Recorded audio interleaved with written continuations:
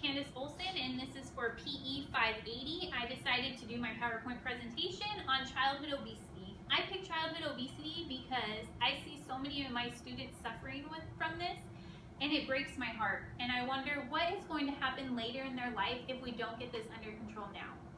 So that's why I wanted to conduct my research and learn more about childhood obesity and the effects it's going to have on my students later in life. So first we need to discuss what is childhood obesity. So childhood obesity, according to the Centers for Disease and Control Prevention, is a BMI at or above the 95th percentile for children or adolescents the same age and sex. We're not discussing here overweight. Overweight would be classified as the BMI at the 85th percentile all the way to the 94th percentile. So it can't be ignored any longer. It's on the rise and has been for decades. It's something that needs to be addressed. For the first time in history, the life expectancy for the younger generation is going to be shorter than their parents. And that is tragic. So we have to fight against that to make that not happen. Childhood obesity has been on the rise, and so let's just look at a few statistics. In 1970, children, so we're talking about ages 6 to 11, in 1980, 7% were obese. Now, in 2012, nearly 18% were obese.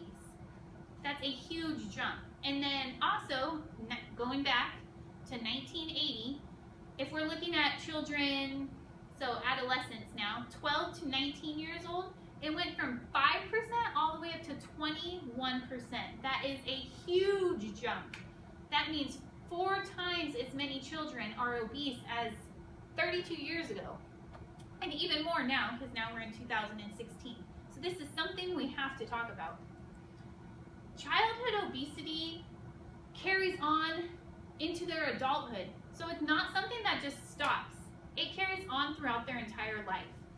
And almost a half of overweight adults were overweight as children, which makes sense. So we have to fight against this. In an article, it says that adolescents with a higher BMI experience 30% higher mortality rates as young and middle-aged adults. That means 30% are dying from obesity at a young age because they may not be properly educated. They're putting the wrong things in their mouth. We have to help our children.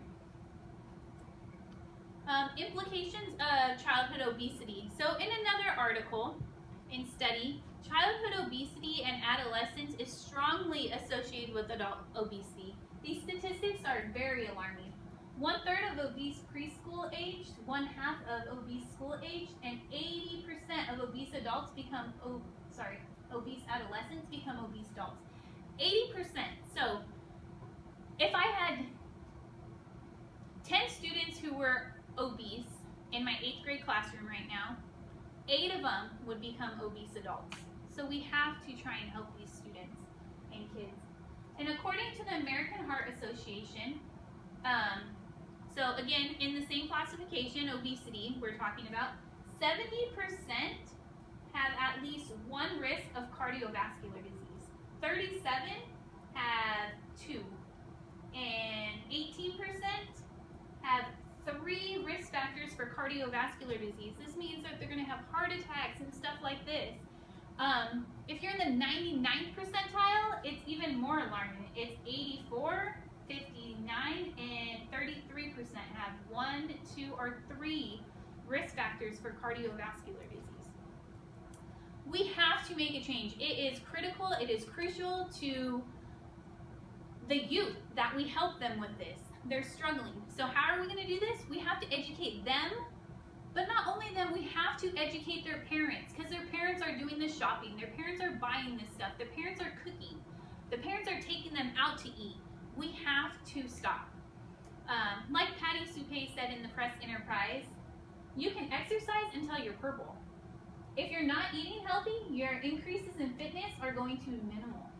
So it does have, exercise is a great thing, we have to start watching what we put in our mouths. And by doing that, I don't want my kids just to see keywords like gluten-free and whole wheat and think, oh, this is healthy for me. I don't have to eat. Or I can eat this and I'm not going to gain weight. No, what else does it have in it? We have to know what we are consuming.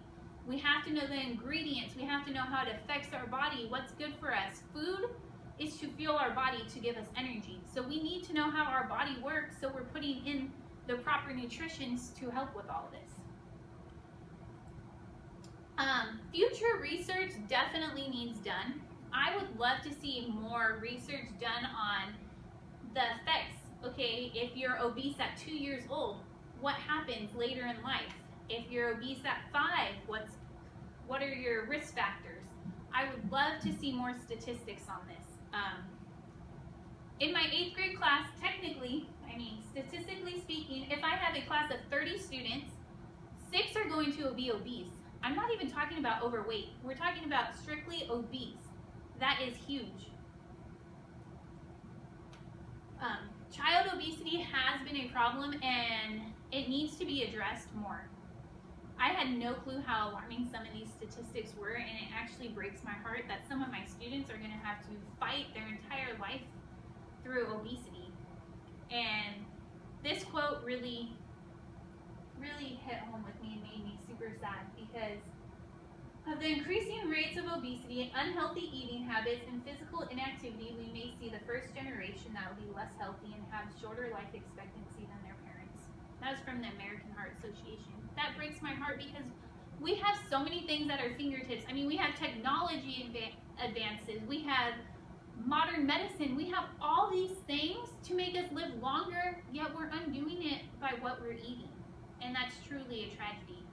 So we need to start educating the parents, the children. They need to know what is healthy for them and what they need to do so we can help reduce childhood obesity.